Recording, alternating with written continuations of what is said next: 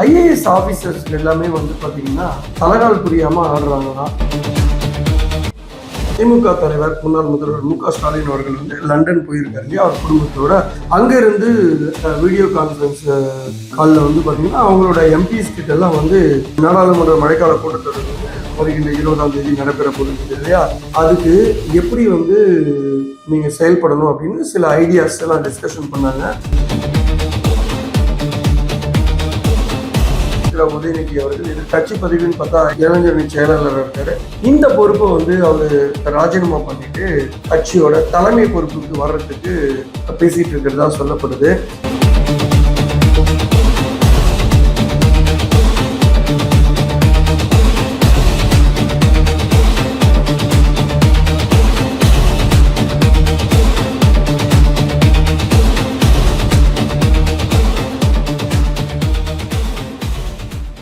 வணக்கம் HKS voice media நேயர்களே. இன்றைய அதிரடி அரசியல் வந்து பார்த்தீங்கன்னா சில முக்கியமான விஷயங்கள் எல்லாம் நம்ம பார்க்க போகிறோம். ஸோ இதில் வந்து ரொம்ப important things and interesting things எல்லாம் இருக்குது. ஸோ முதல்ல வந்து பார்த்தீங்கன்னா நமது தமிழக முதல்வர் ஜோசப் விஜய் அவர்கள் வந்து ஒவ்வொரு நாளும் ஒரு அதிரடியை பண்ணிக்கிட்டே இருக்காரு. ஸோ நேற்றைய தினம் வந்து பார்த்தீங்கன்னா அமைச்சர்களுக்கெல்லாம் கடிவாளம் போட்டாரு அப்படின்னு நம்ம ஒரு வீடியோவை காணொலியை பதிவேற்றம் பண்ணியிருந்தோம். அதே போல ஐஏஎஸ் ஆஃபீஸர்ஸ்க்கு எல்லாமே வந்து பார்த்தீங்கன்னா தலகால் புரியாம ஆடுறாங்கன்னா என்ன அப்படின்னு வந்து பாத்தீங்கன்னா இப்ப இருக்கிற அமைச்சர்களுக்கு வந்து ஒன்றும் பெருசா தெரியாது அப்படின்றதுதான் அவங்களோட பார்வை. ஸோ உதாரணத்துக்கு எடுத்துக்கிட்டீங்கன்னா இப்ப இருக்கிற எம்எல்ஏஸ், அதாவது டிவிகே எம்எல்ஏஸ்ல திரு செங்கோட்டையன், திரு VS பாபு தவிர்த்து யாருமே வந்து இதுக்கு முன்னாடி எம்எல்ஏவா இருந்ததில்லை. அந்த அடிப்படையில பார்க்கும்போது எம்எல்ஏவும் புதுசு, அமைச்சர்கள் ரொம்ப புதுசு இல்லையா. ஸோ நிர்வாகம் ரீதியா எப்படி கொண்டு போறது, எப்படி வந்து ஒரு விஷயத்தை கையாளுறது அப்படின்றது இவங்க எல்லாருக்குமே புதுசா இருக்கு.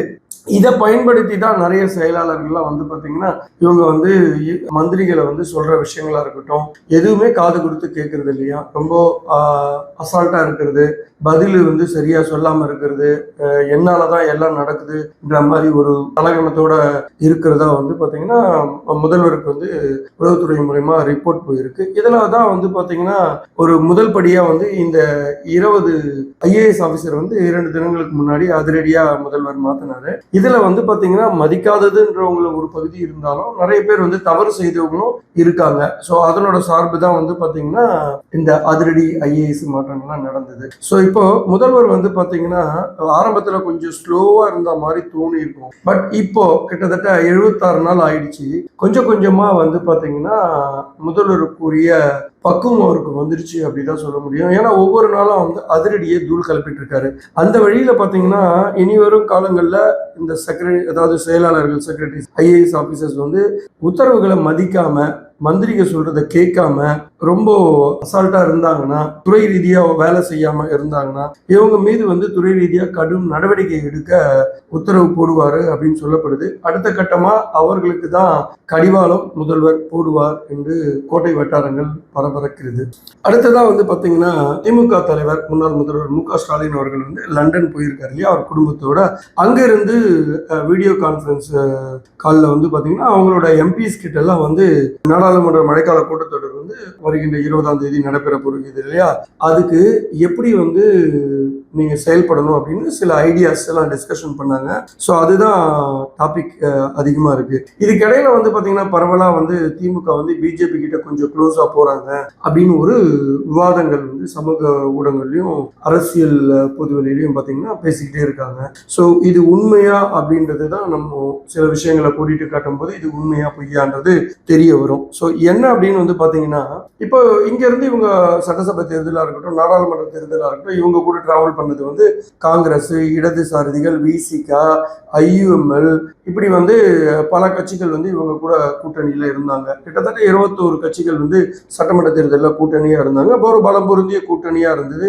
இருந்தாலும் அவங்க வந்து இந்த சட்டமன்ற தேர்தலில் வந்து 26 சட்டமன்ற தேர்தலில் தோல்வி அடைஞ்சாங்க. ஸோ இப்போ புதியதாக வந்து தாவேக அரசாங்கம் வந்து பதவியேற்று ஆட்சியை நடத்திட்டு இருக்காங்க இல்லையா. இவங்களுக்கு இப்போ ஒரு பெரிய சட்ட சிக்கல் என்ன அப்படின்னா, நம்ம ஸ்டேட்ல ஆட்சி இல்லை, சென்ட்ரல்ல வந்து பாத்தீங்கன்னா அதிகாரம் இல்லை. ஏன்னா இவ்வளவு நாள் அவங்க காங்கிரஸ் கூட டிராவல் பண்ணிட்டு இருந்தாங்க. இப்போ அங்க இருக்கிற அமலாக்கத்துறையில வழக்குகளா இருந்தாலும் சரி, இங்க லோக்கல்ல வந்து ஸ்டேட் கவர்மெண்டால இங்க இருக்கிற இதுக்கு முன்னாடி ஆண்ட ஆட்சியில நடந்த தவறுகளை சுட்டி காட்டி இங்க வழக்குகள் பாயாம இருக்கிறதுக்கும் சரி, இவங்களுக்கு வந்து மத்திய அரசோட துணை வந்து தேவைப்படுது. ஸோ அதுக்காக கடந்த முறை வந்து பாத்தீங்கன்னா டீலிமிட்டேஷனும் மகளிர் இடஒதுக்கீடு சட்ட திருத்த மசோதாவையும் எதிர்த்து வாக்களிச்சாங்க. அதாவது இவங்க எதிர்த்து வாக்களிச்சது அப்ப அதிகாரத்துல இருந்தாங்க, இப்போ அதிகாரத்துல இல்ல. அதே நேரத்துல காங்கிரஸ் மேல கடுமையான கோபத்திலையும் இருக்காங்க. ஏன்னா இருந்துட்டு நம்மளை கழுத்தறுத்துட்டு போயிட்டாங்களே அப்படின்ற அடிப்படையில தான் இனி வரும் காலங்களில் காங்கிரஸ் கூட எந்த உறவும் இல்லை அப்படின்றது தான் இந்த கான்ஃபரன்ஸ் மீட்டிங்லயே வந்து எம்பிஸ் கிட்ட சொல்லியிருக்காரு அவரு. சரி, அப்போ இப்போ வந்து 7 மசோதாக்களை வந்து தாக்கல் பண்ண போறாங்க. அதுல வந்து பாத்தீங்கன்னா தொகுதி மறுவரை மசோதா, அதே போல மகளிர் இடஒதுக்கீடு சட்ட மசோதா, இது ரெண்டுத்தையும் தாக்கல் பண்ண போறாங்க. இது ரெண்டு அரசியல் அமைப்பையே சட்ட திருத்தம் பண்றதுனால, அதாவது நாடாளுமன்றத்திலையும் சரி ராஜ்யசபாலையும் சரி மொத்த உறுப்பினர்ல 3ல் 2 பங்கு வந்து ஓட்டு அளிச்சாதான் அந்த மசோதா வந்து வெற்றி பெறும் இல்லையா? ஸோ அப்படி பார்க்கும்போது மக்களவையில் வந்து பார்த்தீங்கன்னா 543 உறுப்பினர்கள் இருக்காங்க. இங்கே எந்த பிரச்சனையும் இல்லை பிஜேபிக்கு, அதை கூட்டணி கட்சிக்கு. ஏன்னா இங்கே ஈஸியாக அவங்க எம்பி பலம் இருக்கு, ஈஸியாக வந்து எந்த ஒரு மசோதா கொண்டு வந்தாலும் அதை வெற்றி அடைய வச்சிருவாங்க. ஆனால் அவர்களுக்கு பிரச்சனை என்னன்னா, ராஜ்யசபால கடந்த முறை 111 ராஜ்யசபா உறுப்பினர்கள் இருந்தாங்க. பட் இப்போ சமீபத்தில் நடந்த சட்டசபை தேர்தலுக்கு பிறகு வந்து பார்த்தீங்கன்னா மம்தா பானர்ஜி கட்சியிலேருந்து நிறைய பேர், திரிணாமுல் காங்கிரஸ்ல இருந்து கட்சி தாவி அந்த எம்பிஸ் வந்தாங்க. அதனால அங்க உறுப்பினர்கள் எண்ணிக்கை வந்து பாத்தீங்கன்னா கிட்டத்தட்ட 152 வரைக்கும் வந்துருச்சுன்னு சொல்றாங்க. சோ இப்போ அவங்களுக்கு வந்து பொதுவா 3/2 மடங்கு, அதாவது 245 உறுப்பினர்கள் மொத்தமா இருக்காங்க. இந்த மொத்தமா இருக்கிறதுல 3/2 பங்கு வந்து பாத்தீங்கன்னா 164 பேர் இருந்தாங்கன்னா எந்த ஒரு மசோதாவும் ராஜ்யசபால வந்து பாஸ் செய்ய முடியும். சோ இதுல கூடுதலா வந்து பாத்தீங்கன்னா இப்ப யார் யாருக்கு எவ்வளவு இருக்குன்னு சும்மா தோராயமா பார்த்தோம்னா, திமுகவுக்கு ஒரு கிட்டத்தட்ட 8 பேர் வந்து ராஜ்யசபால இருக்காங்க. அதே போல பிஜு ஜனதாதளம் வந்து ஒரு 5 பேர் இருக்காங்க. ஒய்எஸ்ஆர்பி 4 பேர் இருக்காங்க. அதே போல தெலுங்கானா அளவுல இருந்து பாரத ராஷ்டிரிய சமிதி வந்து 3 பேர் இருக்காங்க. அதே போல வந்து பாத்தீங்கன்னா அதே போல சந்திரபாபு நாயுடு அவர்கள் ஆந்திர பிரதேசத்துல இருக்கிற தெலுங்கு தேசம். ஸோ இது மாதிரிலாம் சேர்க்கும் போது இந்த வாட்டி ஈஸியா 164 உறுப்பினர்களோட கொண்டு ஆதரவோட எந்த மசோதாவையும் வெற்றி பெற வச்சிடலான்றது தான் இவங்களோட கணக்கு. சரி, ஒருவேளை பற்றாக்குறை ஏற்படுது அப்படின்னா திமுக இதுல நேரடியா கலந்துக்காம கூட அந்த சபையில இருந்து வெளியே போயிட்டாங்கன்னா அப்ப எவ்வளவு உறுப்பினர் இருக்காங்களோ அதுல இருந்து 3/2 பங்கு இருந்தா கூட போதும். சோ இந்த மாதிரி மறைமுகமா உதவி செய்வாங்களா அப்படின்றதும் தெரியல. சரி, இந்த டீலிமிட்டேஷனை பொறுத்த வரைக்கும் திமுக ஏன் எதிர்ப்பு கடந்த காலங்களில் தெரிவிச்சிச்சு அப்படின்னா, கிட்டத்தட்ட 543 பேர் இருக்காங்க இல்லையா? நம்மளோட மாநிலத்துல வந்து 39 எம்பிஸ்க்கு வந்து இருக்கு. இதுல 50% அனைத்து மாநிலங்களுக்கும் சமமா கொடுப்போம், அதாவது இதுல எந்தவித பிரச்சனையும் வராது அப்படின்ற அடிப்படையில தான் சொல்றாங்க. அதே போல பெண்கள் இடஒதுக்கீடு மசோதாவில் 39% வந்து பெண்கள் வந்து போட்டியிடணும். இந்த நாடாளுமன்ற தேர்தலையும் சரி சட்டமன்ற தேர்தலையும் போட்டியிடும் போது அவங்களுக்கு தொகுதியை ஒதுக்கணும் அப்படின்றது தான் இந்த மசோதாக்களோட மெயின் அஜெண்டா. ஸோ இதுல திமுக நிலைப்பாடு என்னவா இருக்க போகுது அப்படின்றது தான் ஹைலைட்டு. ஆனா இந்த கான்ஃபரன்ஸ் மீட்டிங்ல, லண்டன்ல இருந்து பேசின கான்ஃபரன்ஸ் மீட்டிங்ல என்ன சொல்லியிருக்காரு அப்படின்னா, மாநிலத்துக்கு எப்போது தீங்கு ஏற்படுதோ அப்ப திமுக அது எதிராக தான் வந்து செயல்படும். முன்ன எப்படி இருந்ததோ இப்பயும் அப்படிதான் இருக்க போறோம் அப்படின்னு சொன்னாலும், ஆனா அரசியல் வல்லுநர்கள்லாம் சரி என்ன சொல்றாங்கன்னா, நிறைய விஷயங்கள் வந்து மறைமுகமாக கனிமொழி மூலயமாக பேசப்பட்டதாக சொல்லப்படுது.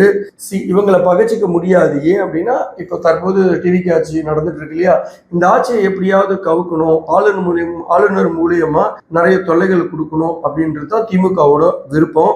ஸோ இதெல்லாம் செய்து கொடுக்கணும் அப்படின்னா நிச்சயமா இந்த சட்ட திருத்த மசோதால இவங்க ஓட்டெடுப்பு நடத்தும் போது இல்லாமல் இருந்தாலே இவர்களுக்கு வந்து பிஜேபிக்கு சப்போர்ட் பண்ண மாதிரி தான் வந்துடும். ஸோ பார்க்கலாம், இவங்க ஓட்டு அளிக்க போறாங்களா இல்ல அந்த சபையில இருந்து வெளியே போறாங்களான்னு நமக்கு இந்த மழைக்கால கூட்டத்தொடர்ல தெரிஞ்சிடும். இப்போ அடுத்த விஷயமும் திமுக பத்தி தான். என்ன அப்படின்னா, இந்த 2026 தேர்தலில் வந்து தோத்துட்டாங்க இல்லையா? அந்த தோத்ததுக்கெல்லாம் குழு அமைச்சாங்க, அவங்க ரிப்போர்ட் கொடுத்தாங்க. அந்த ரிப்போர்ட் எல்லாம் பேஸ் பண்ணி மறுசீரமைப்பு குழுன்னு ஒன்று அமைச்சிருக்காரு இருக்கார் தலைவர் மு.க. ஸ்டாலின் அவர்கள். இந்த குழு வந்து பாத்தீங்கன்னா இதை பேஸ்ட் ஆன் த ரிப்போர்ட் பண்ணி என்னென்னலாம் கட்சியில் அதிரடி நடவடிக்கை எடுக்கலாம் அப்படின்னு சொல்லி பிளான் பண்ணிட்டு இருக்காங்க.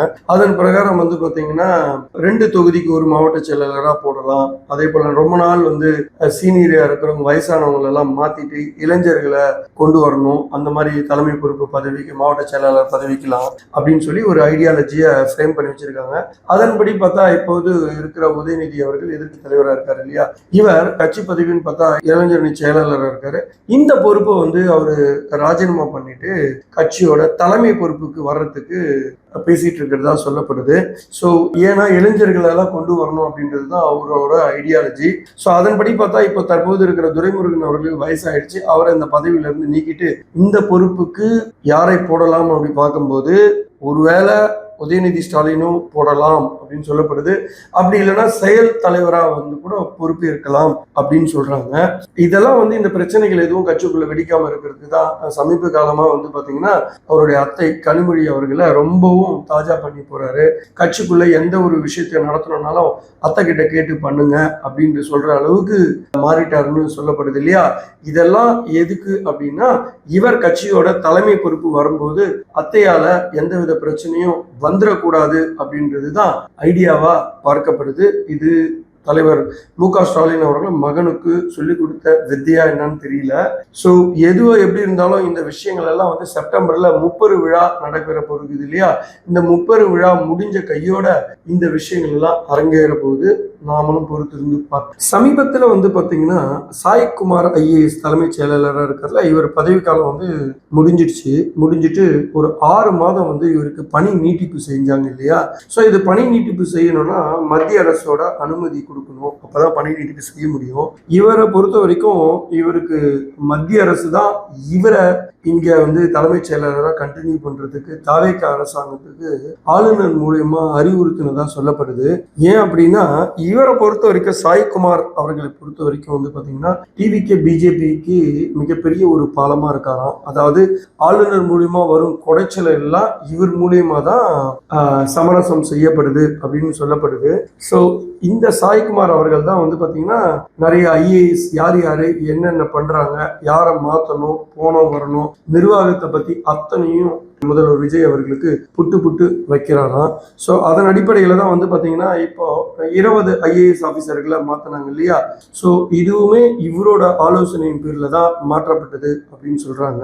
இதில் ஒரு குறிப்பிட்ட செயலாளர்கள் வந்து பார்த்தீங்கன்னா 3 முறை வந்து மாற்றிருக்கிறதா சொல்லப்படுது. அதாவது இந்த டிவிகே அரசாங்கம் வந்ததிலிருந்து 3 முறை வந்து மாற்றப்பட்டு இருக்கிறது. பொதுவாக ஒரு ஐஏஎஸ் ஆஃபீஸர் ஒரு துறைக்கு போறாருன்னா அந்த துறையை பற்றி தெரிஞ்சுக்கிறதுக்கு சில கால அவகாசங்கள் தேவைப்படும். ஆனா இங்க வந்து பாத்தீங்கன்னா சில குறிப்பிட்ட காரணங்களுக்காக மீண்டும் ஐஏஎஸ் ஆபீசர்கள் வந்து பந்தாடப்பட்டு இருக்காங்க.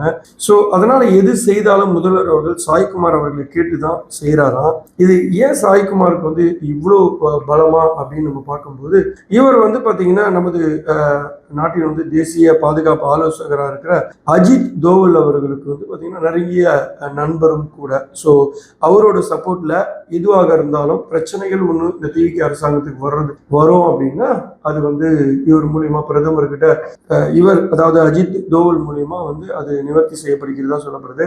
அதே போல இவரோட பேட்ச்மெண்ட் வந்து பாத்தீங்கன்னா பிரதமர் அலுவலகத்துல பிரதமருக்கு ரொம்ப நெருக்கமாக இருக்கக்கூடிய நபராகவே அவர் இருக்கிறதுனால எந்த பிரச்சனைகள் வந்தாலும் சமாளிக்கக்கூடிய அளவுல தான் இந்த சாய்குமார் ஐஏஎஸ் அவர்கள் இருக்கிறாரு.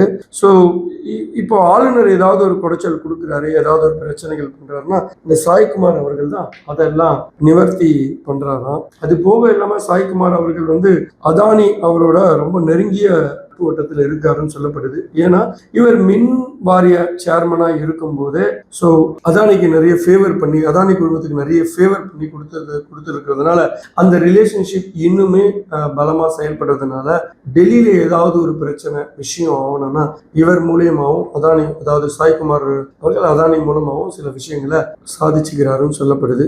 எது என்னவோ சாய்குமார் அவர்கள் இன்னும் ஒரு 6 மாத காலத்துக்கு தலைமைச் செயலாளராக இருக்க போகிறார். நல்லது நடந்தால் சரி. மீண்டும் இதே போல வீடியோவில் உங்களை சந்திக்கும் வரை உங்களிடமிருந்து விடைபெறுவது உங்கள் HKS. நன்றி, வணக்கம்.